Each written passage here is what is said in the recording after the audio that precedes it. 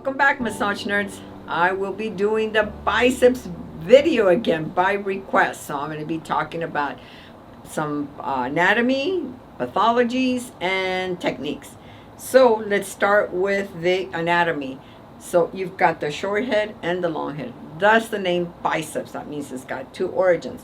So the long head originates at the supraglenoid tubercle of the scapula, and the short head originates at the coracoid process. And you can palpate very gently. Remember that the coracoid process is that hook from the scapula, so it comes all the way up here, and be very gentle when you palpate, because it is, you don't want to cut the tendon attachments right here. So this is I can feel it right there. This is the coracoid process. And remember that the coracoid process has also two other insertions.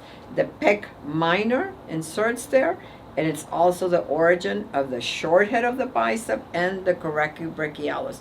So there's three muscles right there. So be careful and gentle. And both heads of the bicep, insert at the at the radial tuberosity. I lost my train of thought. My mind goes too fast sometimes. So at the radial tuberosity on the radial side, right? This is the radial side. This muscle has three actions. It flexes the elbow, it flexes the shoulder, and it assists with supinating the forearm. So it supinates the forearm here. And I want to show you some, let me talk a little bit about the pathologies. So you might want to do the speed test to make sure if it's tendonitis, if they've torn a tendon, tendonitis, bursitis, impingement. Sometimes it pinches against a chromium, chromium process up here.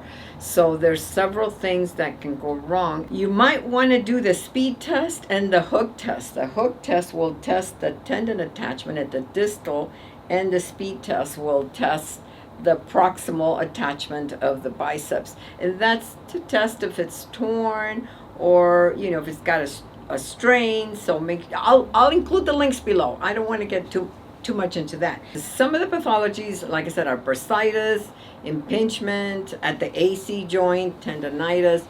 These are common for repetitive use. People that lift weights, even people that do dips. You're hyperextending those origins. So when you do dips, that also can cause some tendonitis there.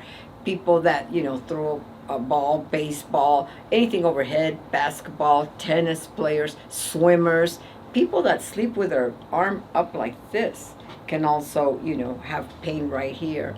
Truck drivers, that have their arms up like this, so you might want to adjust. If your arms hurt too much when you're driving up here, hold it down, in a supinated position at the bottom at the steering wheel. That'll take some of that pressure off. So anyway, let's get to the techniques, because I know that's what you guys want to see. So I always tell you guys, make sure you warm up the muscle first before you put lotions, potions on the skin. Make sure you warm up the muscle. You can do some skin rolling, skin rolling. You can do a little bit of traction, pulling apart, pulling the muscles apart at both the origin and the insertion. This will be some nice myofascial release. You could also do some cross fiber friction right at the tendon attachments, at the coracoid process, and right here, the long head. It goes through the bicipital groove, so you want to do some cross fiber friction. You can also do it with your thumbs. Bring it down. And don't forget the distal, the distal insertion right here. Cross fiber friction. And you can also do the piggyback here. Another one that you want to do once you've already warmed up the muscle, is you want to do the pincer grip.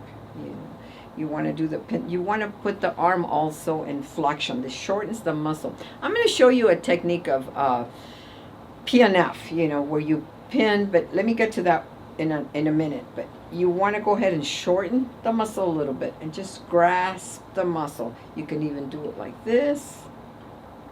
Just grasp the muscle. You're separating the fibers. You can ask the person actively. Will be an active, like, to flex the arm. Flex your arm for me, and it really really pops up his biceps. Okay, relax, and that way you can feel the edges of it and pincer it up. Another one that you can do is you can hold right here, and then you do passive flexing and extension of the elbow, especially if they have a trigger point. And that's the point of PNF. The PNF is you take the muscle through, shortening the muscle, pinning the muscle, isolating the muscle and pinning it, and then stretching it or taking it through its range of motion. And actually, that's what you do with every muscle. That's the goal of neuromuscular and PNF, is that you isolate the muscle, you're very specific, and then you pin it. You pin it, like, let's say I found tightness right here, so I pin it right above where the tightness is, and then I take it through its range of motion of the flexing and extension. That's one of the techniques that you can do.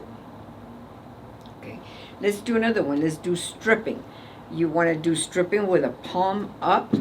So you go approximately, and this with a palm up is for the short head. So you can do stripping all the way up to the coracoid process. 1 inch stripping all the way up. This is really separating the fibers and getting the fibers to kind of stretch out a little bit. Now you put it in the arm facing down, for the long head. It brings out the long head here.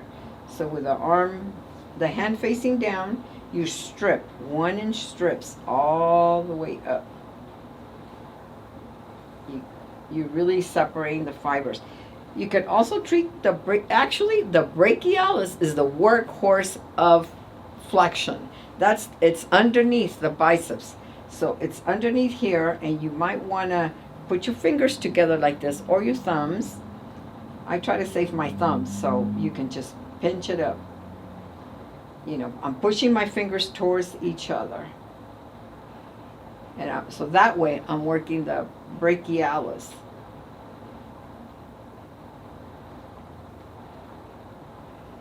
Or you can do it with both hands. Just pincer up. You're grasping the biceps from distal to proximal. Now, there are other 2 insertions right here that you need to be aware of. A lot of people think that it could be the biceps, and it could also be the insertion of the pec major and the subscapularis, because the subscapularis is the largest tendon of the rotator cuff muscles. That also inserts along here. So make sure that you work all this area and that you're careful when you work this area. So another one that you can do is to find out if the pec is involved, is you're going to hold their wrist at your waist level. You don't want it near any breast tissue, so you want to hold their arm at your waist, and then you're going to grab with this hand and grab the pec and pull back. So I am grasping and pulling back, sitting back slightly.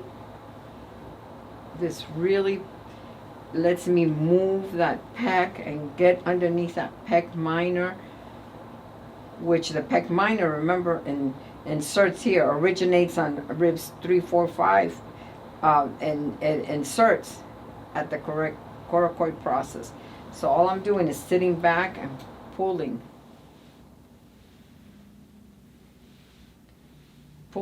at the wrist, pulling his arm back. That's one of them that you can do. Another one that you can do, I want to show you this one.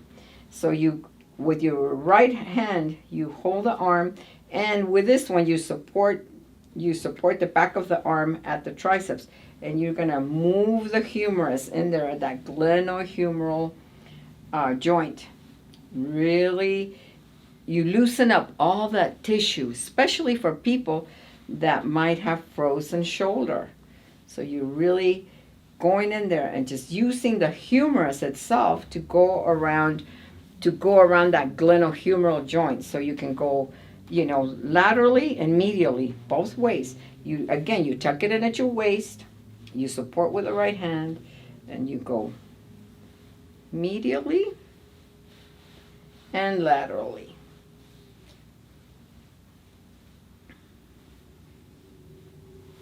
And the last but not least are the trigger points. Remember that if you have trigger points, you hold them for 8 to 20 seconds and ask the person obviously to breathe through it, and you hold it. And you can also do passive and active range of motion while you're doing a trigger point. It's the same thing as PNF.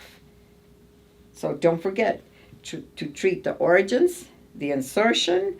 Let me see, am I forgetting anything? I know I'm forgetting one technique, but I can't remember right now. So just to give you some ideas how you can treat. Remember, the point of PNF or any of the techniques that I show you is that you isolate the muscle. That's why it's such specific work. You isolate the muscle and you take it through its range of motion.